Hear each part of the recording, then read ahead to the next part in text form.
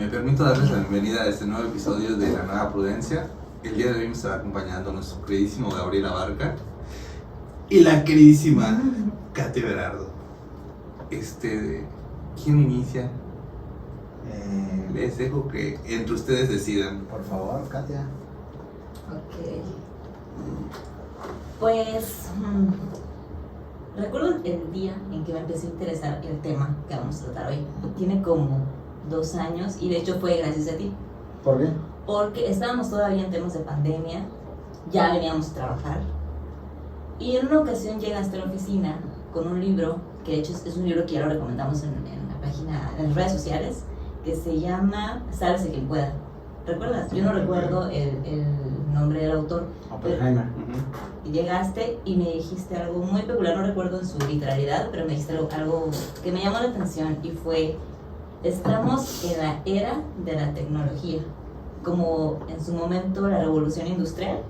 No, la revolución industrial es el gran todo. Ha tenido eras. La primera era fue la mecánica, luego fue la segunda era, la eléctrica, mecánica, eléctrica. La tercera fue la informática. Acuérdense, aquellos días en la prepa les enseñaron quién es el padre de la informática. No fue un bachillerato. Charles Babbage, el padre de la informática. International Business Machine, IBM eran los primeros aquellos días. Mira, humillarnos ahí, No, te estoy recordando. No, güey, te estoy enseñando. No, es que te estoy enseñando cosas que a nosotros no nos tocó. A mí me tocó TICS, güey. Bueno, ahora que hablas de TICS, la cuarta era digital, que es la que supuestamente estamos, aunque hay un gran debate, que es precisamente la era digital. La realidad es que por la pandemia se vino a cortar el tiempo, donde ya ni siquiera esa era es la que menos vamos a desarrollar. Sí, justamente. Porque la que, nada más para terminar, la quinta era en la que muchos dicen que ya estamos, es la de la inteligencia artificial, ¿no? Sí. Entonces, Sí, y me acuerdo muy bien de eso porque justamente me dijiste, estamos en la era de la tecnología, que probablemente es algo que nos hubiese esperado o nos hubiese llegado a nosotros tal vez en, 2025, ¿no? Pero estábamos pasando por el fenómeno particular que era el caso de la pandemia.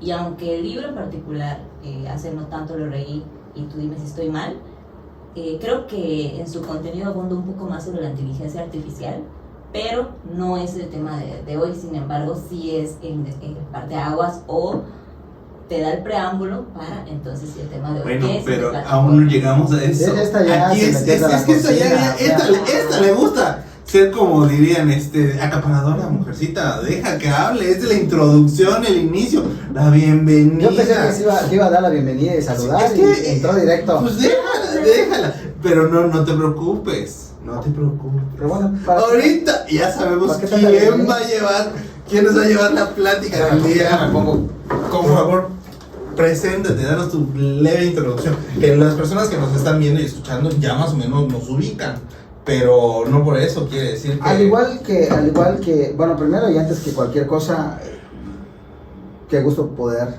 compartir la mesa con ustedes en esta disertación, en esta tertulia, en esta plática, en esta conversación. Llámenle como le quieran llamar, ¿no? Igual a aquellos que pues tienen la diferencia de vernos en cualquiera de las diferentes canales de comunicación que existen, ya sean de maneras plataformas, ya sean visuales, ya sean auditivas, ya sean auditivos visuales, bueno, por cualquiera de los medios que ojalá puedan ir haciendo match con nosotros. Y nuestra intención, como siempre repetimos, es poder compartir un poquito de información que no siempre debe ser tomada como una fuente formal. No sé si la palabra sea fidedigna, pero sí por lo menos formal. Es una plática, y en una plática pues uno no cuida si se equivoca o no se equivoca, es una plática, y de ahí lo que te deben hacer es el ir a investigar.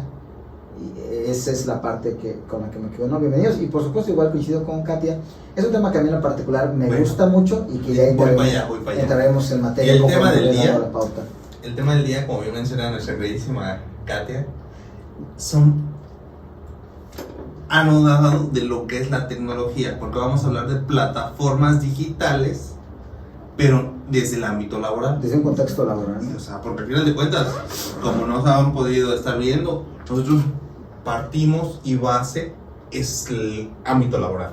O sea, entonces en plataformas digitales hay una gran variedad de temas porque como bien comentan, es parte de lo que ha generado como que esa evolución. Entonces, la era digital migra a muchos ámbitos de nuestra vida. O sea, tan es así que el mero hecho de estar acá sentaditos dialogando y que nos vean en pantallitas ya es un avance. Entonces, acá no nos vamos ahorita a ahondar en el tema laboral. Veo que tienes ganas de dialogar. No, pues márcanos la pauta. Yo tengo mucha información. Hay tantos temas y temas que se pueden hablar sobre ello, y sobre todo cómo es que estas plataformas digitales han cambiado la forma en la que interactuamos. Para mí eso es lo que tiene mayor trascendencia. Cómo ha cambiado la interacción del ser humano a raíz de pues de que ya está al alcance de todos, una plataforma digital, ¿no? Entonces, seguramente tú nos irás dando la pauta de qué es una plataforma digital, qué tipo de... Por eso, qué bueno que dices, ¿qué es una plataforma digital? ¿Qué es una plataforma digital? Una plataforma digital, entendamos por una plataforma digital un entorno donde de manera virtual se pueden dar una convivencia, una interacción, un intercambio de ideas, de conocimiento, y de ahí viene lo segundo. Es como digamos como un ecosistema respecto de algún tema o respecto de un gusto en particular, alguna preferencia, en donde en esta dijera alguna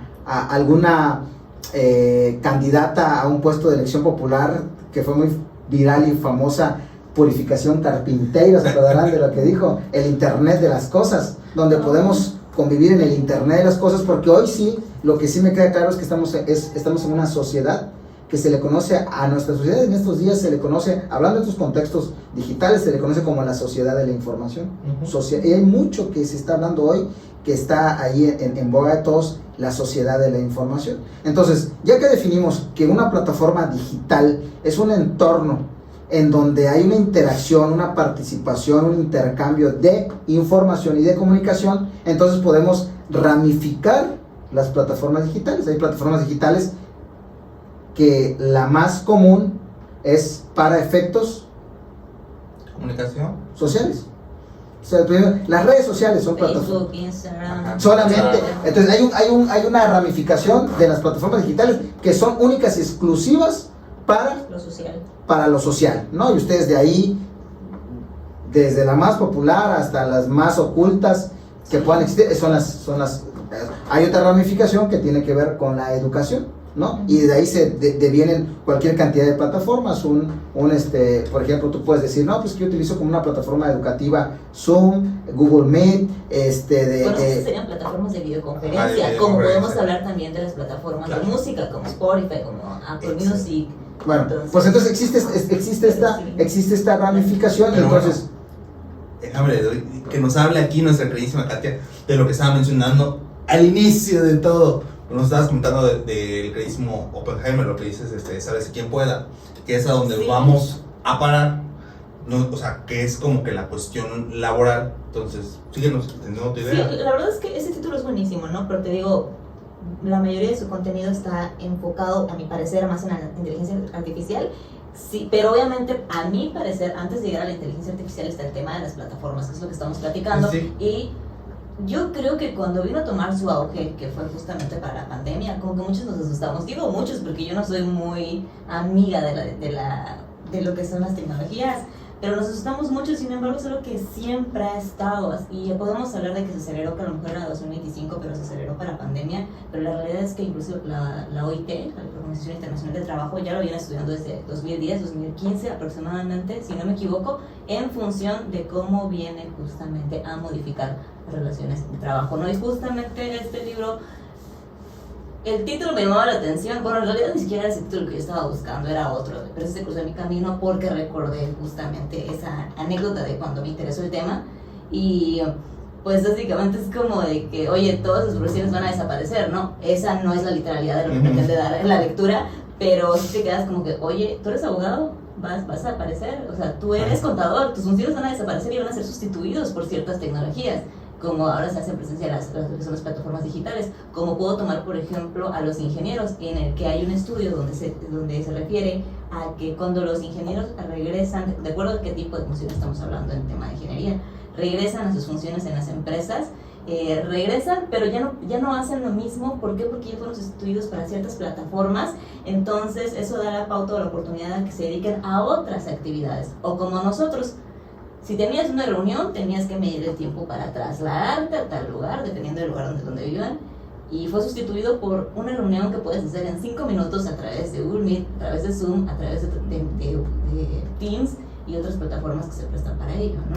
Entonces, más que asustarnos en que desaparecen ciertas profesiones, por decirlo de un modo, es una nueva forma de continuar trabajando. Y aquí hablas algo interesante, que es eso de que se van anexando al día a día. Sí, entonces, totalmente. Ahorita yo les extiendo a ustedes dos la pregunta, o sea, y todas estas plataformas, todas esas herramientas tecnológicas de las que se están comentando, o sea, a su punto de vista, ¿qué cambios creen que han generado? O sea, tú mencionas algo de pues, optimización de recursos, pero tú, Gabriel, ¿qué nos puedes decir? O sea, ¿qué cambios has visto que es el uso de esas plataformas, el uso de esas herramientas tecnológicas han generado? Muy bien. Antes de llegar al resultado de qué es lo que ha ocasionado, me gustaría mencionar que este fenómeno se le conoce o se denomina como la uberización, ¿no? Como que todo se ha uberizado, ¿no? Ustedes recordarán que dentro de las primeras plataformas que empieza a cambiar la forma en la que nos trasladamos y de tener un contexto en el que el medio convencional de transporte ya estaba muy establecido, llegan los Uber y cambian la forma en la que una prestación de servicio se otorgaba, ¿no? Y luego Hoy todo el mundo ama Uber. Aunque ha ido decayendo, pero no ese es el tema Pero no, Uber es Uber. Pero ese no es el tema de la conversación. Es parte del tema. Bueno, es parte del tema, coincido contigo, Uber es Uber y bueno. Ya Uber no lo respeta. Ok. Y luego empezamos a darnos cuenta que también la forma de hospedarnos era diferente, que ahora la plataforma de Airbnb nos daba una posibilidad diferente. Bueno, luego nos daba cuenta que habían trabajos en particular que nosotros necesitábamos que se desarrollaran, pero que ya no las contratábamos en la convencionalidad que lo hacíamos antes, sino que ahora habían a través de plataformas la adquisición de ciertas cosas. Bueno, este fenómeno se le conoció como la uberización. Mi respuesta en una sola palabra de cuál es la consecuencia de ello, mi palabra, la que voy a dejar enmarcada, es precarización. Se ha precarizado. ¿Por qué se ha precarizado? Porque todas estas plataformas digitales nacen de proyectos conocidos también, que hubo un boom, no ahorita, sino ya de hace tiempo, pero de las famosas startups. Las famosas startups, ¿qué son las famosas startups? Bueno, pues son aquellas ideas empresariales que tienen como una vertiente traer un efecto innovador a un nuevo mundo, en donde permiten ellos convertir una idea de negocio de manera acelerada en una empresa que puede tener una connotación inclusive internacional. De hecho, en México están dentro de las primeras empresas que llegaron a ser la number one startup a nivel Latinoamérica. ¿Cuál es? No sé, dinos. No estamos en clase, estamos en plática. Así que. Sí, Kavak, ¿saben qué es? No. Sí. No, yo no. Es una de autos. Se encarga precisamente a la tercerización para la venta y consignación de autos. Bueno, esos tipos. En Argentina, ¿cuál fue la que se convirtió en la startup que voló y que domina hoy por hoy? Es una de las que más gana. ¿Cuál? Mercado Libre. ¿Se acuerdan cuando el Mercado Libre es de Argentina? ¿Se acuerdan cuando empezamos a escuchar el Mercado Libre y nos daba miedo comprar el Mercado Libre? Ahorita. No, ahorita llevo hasta mi Ahorita súper en está la Amazon. leche la compras en el Mercado Libre. Sí. Bueno, entonces, antes de llegar a ello hay que conocer cómo fue llegando. Entonces las startups juegan un papel importante. Ahora, si nos vamos todavía un paso más atrás de las startups, ¿qué está bien atrás de las startups? ¿Qué? Los famosos freelancers.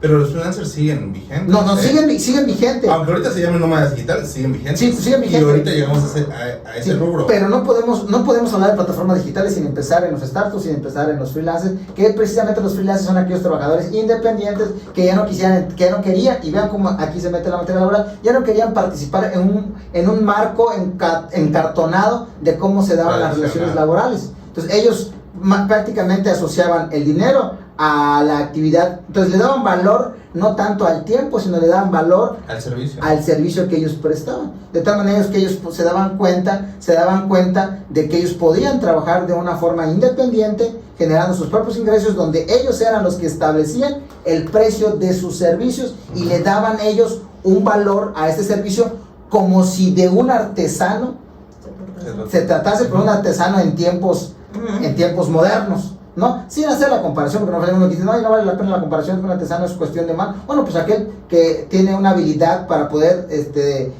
hacer un dibujo y hacer un diseño, pues al final del día, ¿ok? Y entonces a esto también le debemos de sumar un elemento. El tiempo de los freelancers se da también la popularidad del coworking.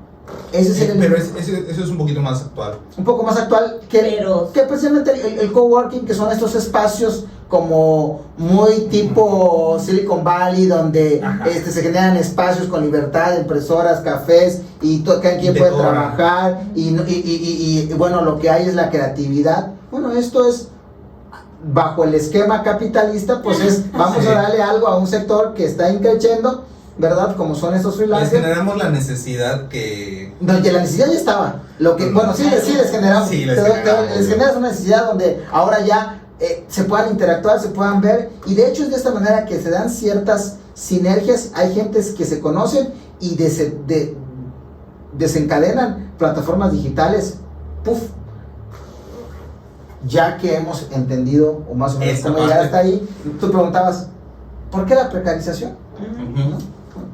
¿Por qué la precarización? Porque esta gente, bajo el modelo de pensamiento que tiene, donde están muy alejados a la forma convencional en la que ustedes y yo conocemos la figura de relación de trabajo, que a mi juicio está ya obsoleta como la establece la Ley Federal del Trabajo en nuestra legislación, y realmente los supuestos hipotéticos en los que se puede dar una subordinación no encuadran ya, son mucho más amplios de como la ley lo señala.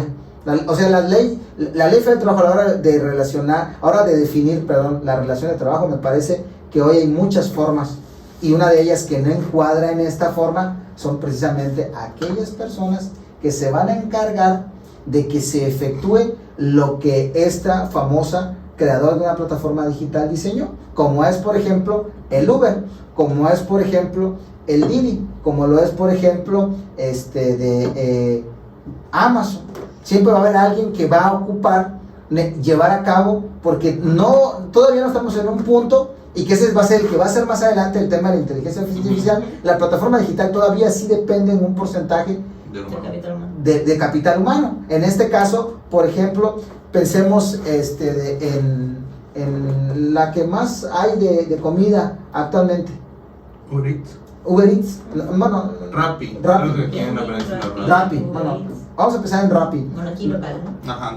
En Rappi tú decides qué quieres comer hoy, decides a qué dirección quieres que te lo lleve, ya lo pagaste ahí. Hasta este punto no necesitas de un ser humano para llevar a cabo, hasta el punto en el que, mientras no haya un robotito, que ya hay algunos restaurantes donde sí lo hay, que tú pides y el robotito bueno, quienes hemos tenido esa oportunidad, la verdad es que wow, nos asombra, hasta lo grabamos cuando está el robotito, nuestra comida y nos la sirve, ¿no? Pero aún aquí todavía hasta ese momento necesitas un ser humano que agarra y que lo pone sobre tu mesa. O cuando llegas a los hoteles, el recepcionista. Sí, todavía en esta cadena de suministro todavía juega un papel importante el capital humano. Bueno, este capital humano, desde aquel que crea, el que se lleva el dinero del banco, donde hace el cargo y el descargo del dinero, el que se lleva Mastercard o Visa por utilizar la tarjeta, el que se lleva el restaurante, y así todos ellos en la cadena. ¿Quién crees que está en el último lugar? ¿Quién? El trabajador, el que va a hacer este pedacito o pedazote ahí. Entonces hablando desde este contexto, como dice David, que nosotros lo que venimos es a identificar y conversar sobre un fenómeno desde dentro del contexto laboral, este es el trabajador. Y este hombre es el que prácticamente no va a tener los derechos mínimos constitucionales garantizados que pueden decir que se encuentran consagrados a favor de un trabajador. Por ejemplo, señálenme, ustedes dos, señálenme por lo menos uno o dos, menciónenme uno o dos prestaciones que no pueden concebir un trabajador, haciendo un lado el salario, por supuesto. La más común, si entiendo bien tu pregunta, se me ocurre seguridad social. Seguridad social, y que esa ni siquiera es totalmente laboral, es seguridad social, pero sí seguridad social. ¿Qué es la seguridad social? Es el acceso a un crédito de una vivienda, a un servicio médico, a una atención, a tener o acumular en una cuenta dinero para tu retiro. Pero hablamos de mucho más, ¿no? Vacaciones. El uniforme.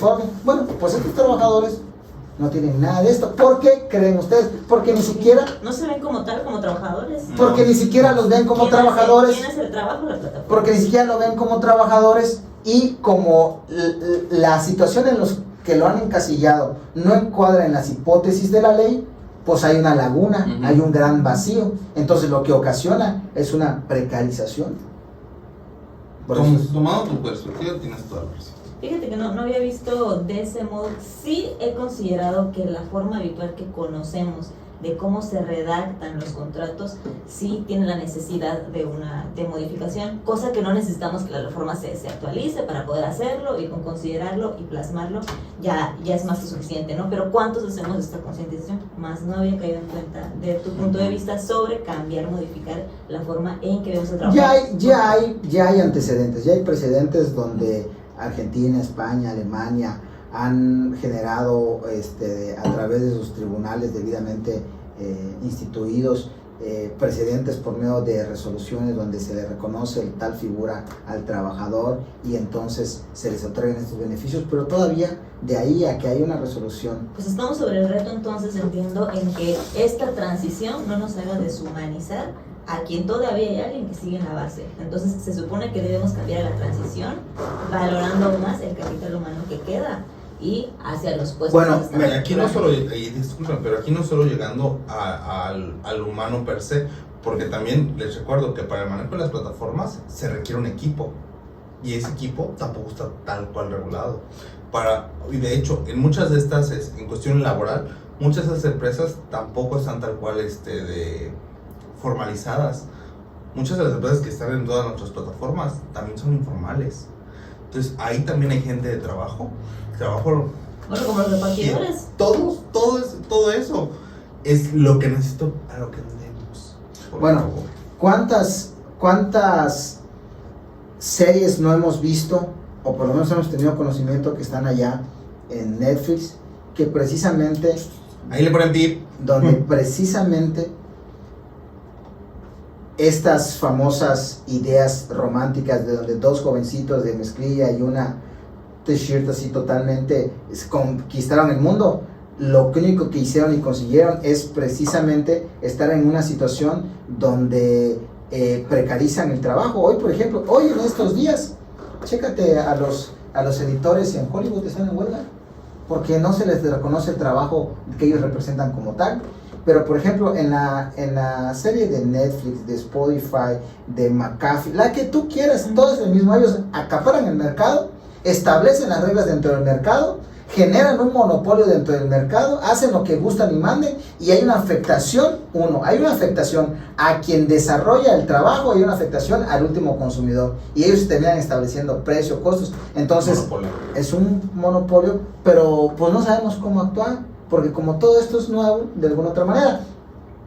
Hasta aquí una persona que hace comentar, porque quiero comentar algo que también, hablando de esta forma en la que de manera cotidiana muchas de las cosas que hacíamos están en este famoso fenómeno de las plataformas plataformas digitales, ¿no? Ahora todo es el famoso creo que el primero que vimos y que ese ya medianamente empezábamos a ver que se regulara es el famoso e-commerce, que es el comercio electrónico. Haz de cuenta que siempre que tú ves un e-learning, e-legal, gobierno, el e-gobierno, todo ese I es electrónico, el gobierno electrónico, educación electrónica, comercio electrónico, legalización electrónica, y te vamos a ir hablando. Entonces, todo esto, el primero que vimos es el e-commerce. Cuando yo, me acuerdo la primera vez que hace ya muchos años, no sé, por lo menos más de 15 años, cuando yo leí esta forma en la que se está desarrollando el mercado y el comercio, yo me sorprendí. De hecho, era apenas un estudiante y empezábamos a ver algo de cuestiones de derecho internacional público, derecho internacional privado, ¿no? Por derecho internacional privado, donde efectivamente ellos hablaban cómo desaparecer, y decían, ¿será que es un día pase? Hoy te puedo decir, piensen en las ropas que traemos, los artículos que traemos, ¿dónde las compramos? El 75-80% de las compras que yo hago respecto de mis artículos personales las compro en línea. Es comercio electrónico. ¿Y qué ocurría en este famoso comercio electrónico? Que realmente no estaba regulado, había mucha estafa. Hoy es mucho más confiable. No me acuerdo que empezábamos a escuchar cómo era la primer, cuál es la primer el primer filtro para saber que sí no nos están estafando y que sí es un buen vendedor al que le vamos a comprar. El cheque verificado. El cheque verificado. Los comentarios, las recomendaciones. Las recomendaciones. Las recomendaciones. Qué interesante. Sí. ¿Por qué vas a los tacos de la esquina? Por la misma razón. Porque te lo Pero recomiendo. depende. Sí. Bueno, es un decir. Depende. Es un decir, bueno, el lugar que más te gusta, ¿por qué fuiste? Seguramente porque alguien te lo recomendó. No, o sea, es que depende. Bueno, Porque, por lo general. ajá, por lo general. Sí, pero, a lo que yo voy es que lo mismo que hacemos en nuestra vida cotidiana, lo estamos repitiendo en este mundo digital. Entonces nos vamos a que nos recomienden o no nos recomienden. Y entonces decía este artículo que ahorita decía, bueno, no estás diciendo nada nuevo, pero en aquellos días era nuevo. Decía, bueno, esta cadena de ropa va a migrar y va a incentivar, porque yo decía, ¿por qué lo venden más barato digital? No, triangulaciones. Y no, ¿cómo se llama? Que en ellos si lo tienen que enviar. Porque aquí no hay un inventario, porque aquí no tienen que pagar permisos, no tienen que pagar luz, no tienen que pagar trabajadores, no tienen que pagar aranceles. Hay muchas cosas. Entonces decía, lo que van a desaparecer son las, ¿cómo se llama? Lo que van a desaparecer son las bodegas físicas. Tiendas físicas. Sí, eso no va a pasar. ¿Alguna vez alguno de ustedes ha ido y ha comprado en una tienda física de Privalia? No hay. Entonces, No me he percatado de eso. No hay. No, son bodegas. Y de hecho, lo que dices, tiene Ya en no Amazon, existen. son puras bodegas. No en existen. Amazon ya hay poco humano que lleve a cargo. es desaparecer. Esa chingada. Es desaparecer. Entonces, ¿a qué es lo primero que afectas? Al sector de capital humano que bien mencionó nuestra queridísima Katia. A este sector de la sociedad, que son los más que conforman la base obrera o la base trabajadora de un país, que es donde se sostiene. Porque entonces no nos sorprenderá, y chequen este dato que seguramente ustedes lo han escuchado de mí, si no se lo recuerdo, porque en la época más crucial de pandemia fue el año que económicamente más progresó el mundo. A ver, voy a corregir lo que estoy diciendo. Es cuando no progresó más el mundo, es cuando mayor hubo riqueza. ¿Por qué? Solamente entrevistan al secretario de la Reserva de Tesoro a nivel mundial y le preguntan que pues una pandemia catastrófica, lo que tú esperabas es que la economía, por todos lados veíamos cómo estaban bailando, y la dice, no, es cuando más riqueza se ha generado. ¿Cómo? Le dice que la entrevista, ¿cómo usted sostiene eso? Sí, nada más que, ¿qué creen? Esta riqueza, ¿qué creen que pasó con esta riqueza? Bueno, No. Apetín. Se centró en unos cuantos. Entonces, ¿qué pasó cuando se centró en unos cuantos? Solamente países que habían invertido en comunicación, en cuestiones de tecnología, de las famosas TICs, de las tecnologías de la información, son los que pudieron capitalizar. Entonces empezaron a comprar Zoom, empezaron a comprar todos quienes desarrollaron estos famosos Dark Kitchen, quienes desarrollaron Airbnb, ellos quienes abrieron YouTube, quienes abrieron, bueno, o sea, ¿cuándo ustedes se acuerdan que nació TikTok? La pandemia, güey, fue por China. Y Bueno, de hecho, entonces TikTok. Rusia, Que olvídate de estudiar algo, güey, vuelve de TikTok. Rusia, China, Estados Unidos, estos países, 4 o 5 países que desarrollaron tecnología, son los que hicieron rico. Entonces, ¿qué es lo que pasó? Que la riqueza se amasó en unos cuantos. Entonces, ocurre un fenómeno que se llama la distribución de las riquezas. Es como, haz de cuenta que este es tu tira donde tú siembras y tú pones el agua y el agua llega a los 2, 3, pero ya no llega al final del surco. Pues todo eso van a morir. Pues que creen todos los países tercermundistas, Bangladesh, Perú, México, bueno, todos que dependen de una tercerización productiva, que luego es un gran tema del que hay que hablar, de las cadenas de suministro, se quedaron sin trabajo. Y estas, pues desde oficinas estaban enviando ello. Entonces ellos se quedaron con la gana. Entonces hubo mucho más dinero, nada más que no se permeó entre todos los demás. ¿Esto genera qué? Genera pobreza. Al generar pobreza, genera desigualdad. Al generar desigualdad, genera mucho desestabilidad. Y la desestabilidad, incluso yo hago un artículo, porque estaba estudiando mi doctorado, y el artículo que yo hago es que esto es lo que iba a detonar la Tercera Guerra Mundial. Tal vez, si tú quieres, me fui muy lejos. Pues ya el que tú veas que tu vecino tiene mucho y que tú no tienes nada. Hoy ve nuestro país, cuántos centroamericanos y sudamericanos están falleciendo porque quieren cruzar del otro lado donde hay posibilidades, y están muriendo. Y al ver a sus compatriotas morir no les genera enojo, coraje, y quieren, bueno, pues esto es lo que está ocurriendo. Entonces, estas plataformas digitales lo que más hacen es que desaparezcan áreas de oportunidad de trabajo para la base obrera y la base trabajadora, que son los más. ¿Y tú qué nos puedes extender con respecto a todo este tema? Que él lo está planteando desde un lado en el que no es mi...